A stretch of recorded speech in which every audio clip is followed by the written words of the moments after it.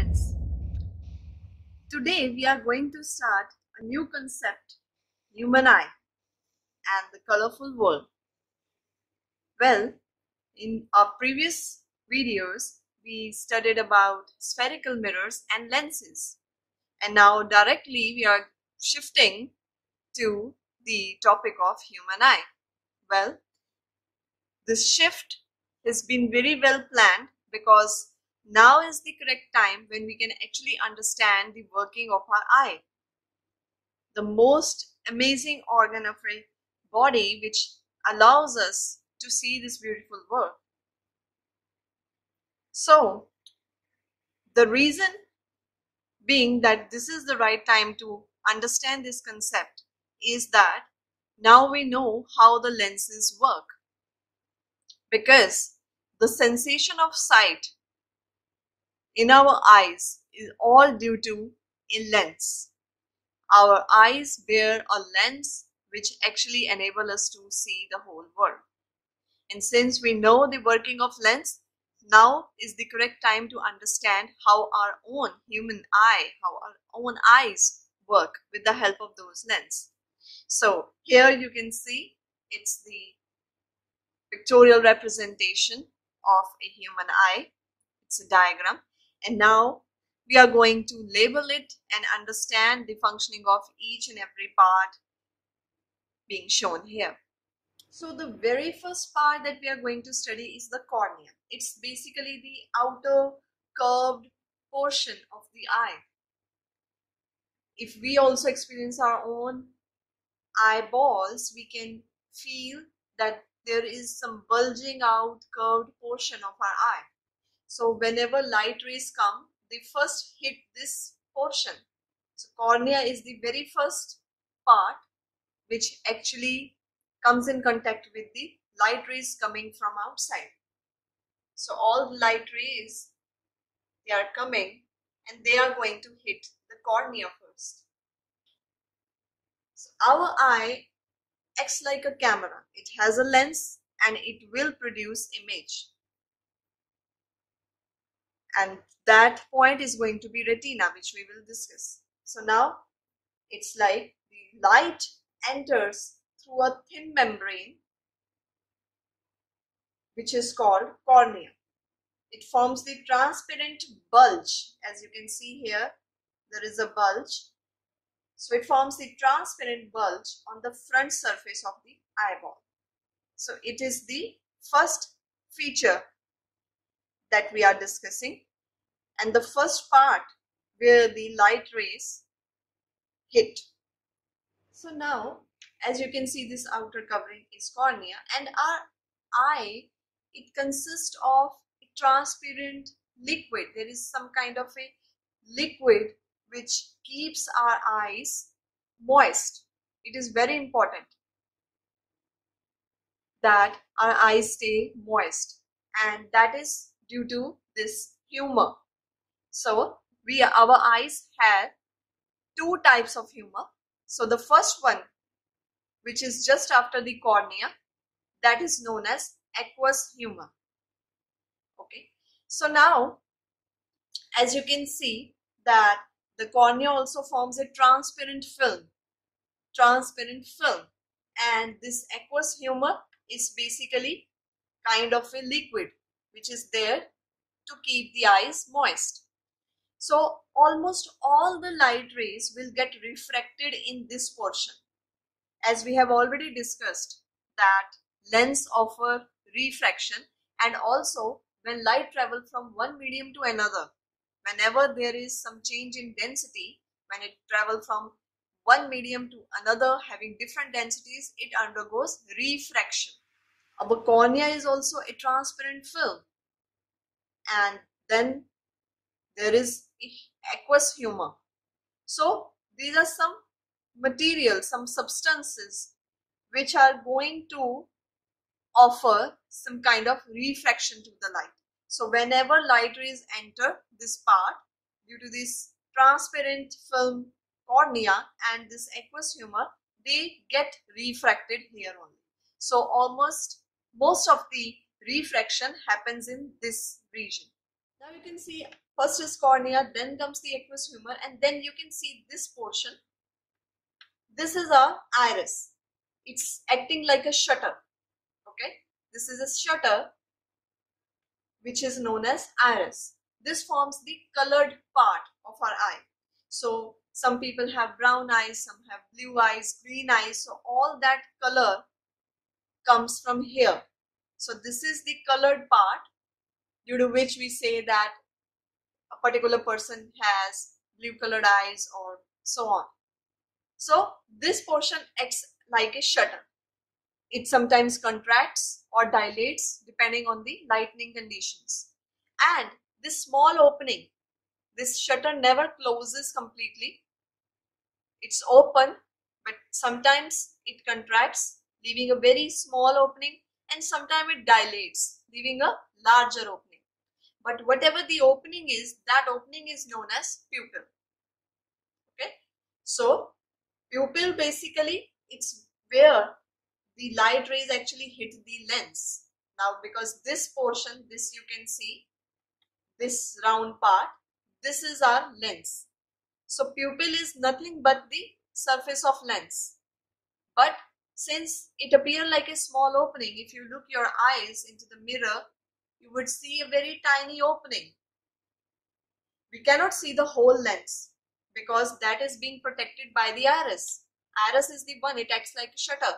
It protects the whole of the lens. The whole of the lens is behind the iris. Only small opening is being left for us, from where light rays enter inside the lens.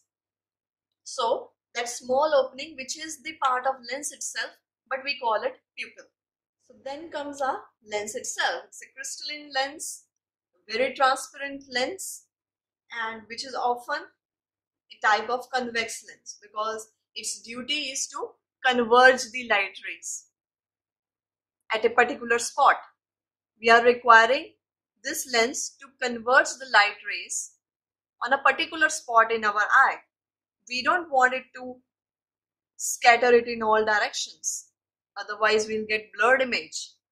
So we want a sharp focused image, and that is possible only when this lens is capable of converging the light rays to a specific point. And that's why it is a type of convex lens.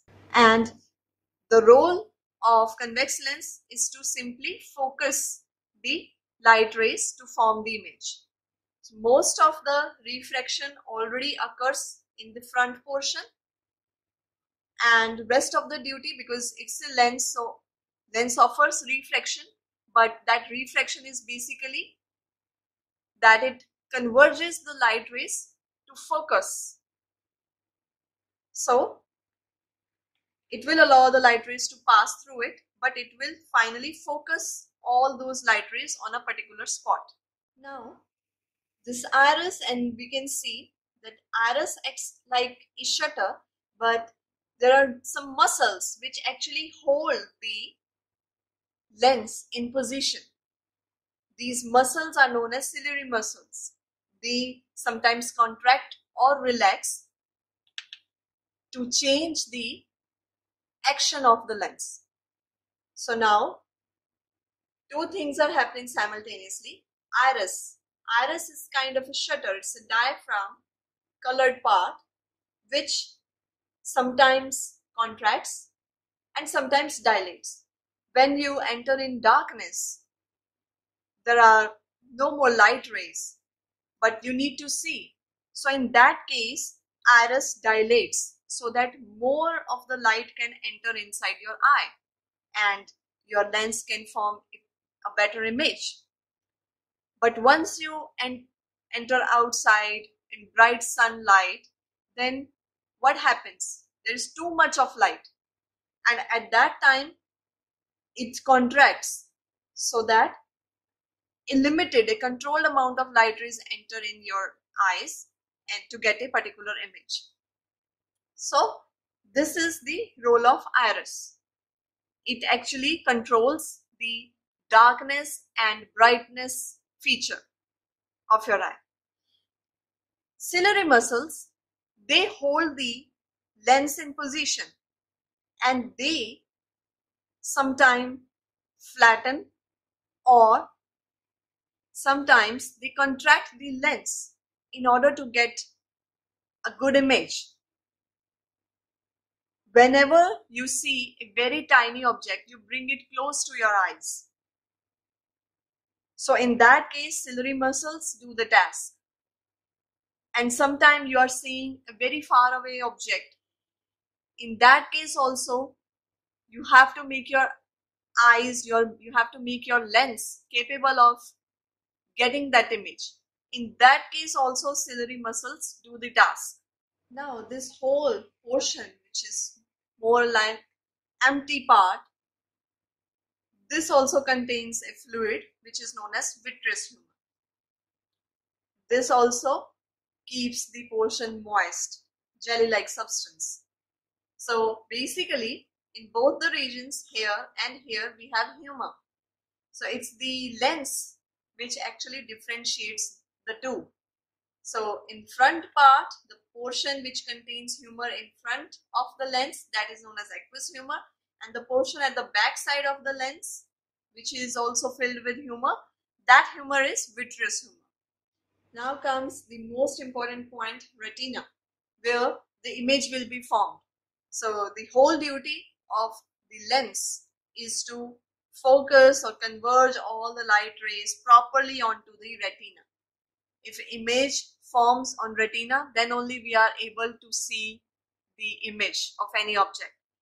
If the light rays fall on any other part of our eye, we are not able to see anything. So this point is very important. The retina, this is where the image forms, and the image has to form on this particular spot only, because this is actually connected to our brain, this spot, via optic nerves.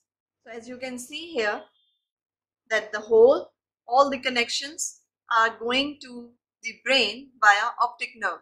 So this point, retina, is connected to brain via nerves. So if image falls on this point, then electric signals are sent to the brain, and then the brain processes those signals and then tell us that this is the image of that particular object. So this point is very much important. If light rays fall on any other portion of the eye, no signal will be sent and we will not be able to see anything. So all in all, if we talk of the front portion, which is you can say the entry for light rays, that is our cornea. It's a bulging portion. After that comes a liquidy portion which contains aqueous humor, whose duty is to keep our eyes moist. So almost all the refraction occurs in this portion, because this portion, because there is some kind of liquid and it's a transparent film, its density is different than the density of air, and light rays are coming from the air. So refraction happens, and after that we are facing this colored portion, iris, which acts as a shutter. So if we are in darkness or in dim light, then we need not to contract it more, otherwise we will not be able to see anything. So in order to capture, to gather, to collect more of the light rays, it dilates, it opens up, so that more of the light rays can enter in and our lens gets able to form image on retina. But if we are out in the sunlight, bright sunlight, in that case we need not to have more of the light entering in. So in that case it contracts and allows only a small opening to light rays to enter in. So basically, whatever the small opening is being offered, that is known as pupil. That is a part of lens, but it's just that we are not able to see the complete lens. So only the small opening is there, which is visible to us if we look into another people's eye, and that's why it is called pupil. Then comes the lens, the most important part, which actually does the whole task. So it's a kind of convex lens whose task is to convert the light rays onto the retina. So its duty is that it has to make the image on the retina. It has to make all the rays fall on this particular spot only, because if light rays fall on retina and if the image forms on retina, only then those signal will be sent via optic nerve to the brain, and then brain will process that image to give us the idea that what we are looking at. So, and since it is a convex lens, so it is going to form real and inverted image on the retina. As you can see that this is our lens and image is going to form to the right side of the lens, and we have already studied that the image is going to be real and inverted. Whenever image forms to the right side of the lens, it is always real and inverted. So the same rule that we have learned in lenses applies here. So it's going to be real and inverted. So now you would often say that if it is inverted, then we should be watching an inverted image. But this is not the case. Why? Because that task is performed by our brain. The brain processes all the signals, but then when it sees that the things are upside down, then it gives us an erect image. It's the duty of the brain which does the whole task. Otherwise, our lens forms real and inverted image. It's just that all those data, real and inverted image data, is sent to the brain. Then it's the brain which decides that how it has to process that image, and then it does the whole reinversion duty. So it reinverses the image and then gives us the idea or information about the particular object. And this portion, the whole of the portion, is filled with vitreous humor. So it's the lens which divides the two portions in aqueous humor and vitreous humor. Ciliary muscles are very important because they hold the lens intact. In old age, when the muscles got weak, your eyesight also gets weak. So they are very much crucial. Now, as we are talking about ciliary muscles, they do a very important task, and that is the power of accommodation. So, what is this power of accommodation? Now, ciliary muscles, they hold the lens together and they also modify it. It modifies the curvature of the lens. That sometimes it just stretches it and sometimes it relaxes it. So when it stretches the lens, it goes thin, and when it relaxes, it again comes back to its normal bulging form. As you know, convex lens is a bulging lens. It's bulging outwards on both the sides. So by doing relaxing and contracting, it changes the curvature of the lens. And when curvature of the lens changes, focal length also changes. As you know that center of curvature and focus, they have a relation. Focus always lies midway the optical center and center of curvature. So if center of curvature of a lens changes, then its focal length would also change. And focal length is basically the portion, that distance where image is falling or focusing. So when muscles are relaxed, the lens becomes thin. Then its focal length increases. So when the muscles are relaxed, the lens becomes thin and its focal length increases. When focal length increases, that means there is huge distance, the gap has been increased. So more portion is there for the light rays to actually converge to a point. So in that case, we are able to see distant objects clearly. And when we view the objects which are very close to our eye, then our muscles contract. In that case, the curvature of lens increases and our lens becomes thicker. So, what happens? As a result, focal length decreases. Smaller portion is there to see for the images to form, for the rays to actually focus. So in that case, we are able to see nearby objects properly. So that is the power of accommodation, that our ciliary muscles, they do the task, they accommodate our eyes to the distant and nearby objects accordingly. When they are relaxed, our lens is thin, so in that case focal length increases. So there is huge distance for the rays to fall and focus. In that case, we are able to see distant objects clearly. And when they contract, in that case, the lens become thicker, focal length decreases. So in that case, there is very small distance for the rays to actually fall and get focused. So in that situation, we are able to see nearby objects clearly. And there is a limit also. To see distant objects, there is no limit. We can see up to infinity, but to the nearby objects, we can see an object comfortably and distinctly till 25 centimeter from the eyes. If we hold the object till 25 centimeter from our eyes, then we are able to watch it, view it clearly and distinctly. If we bring it closer further, then it may start appearing blurred. So that is the power of accommodation. 25 centimeter for nearby objects and infinity for the faraway objects. Thank you.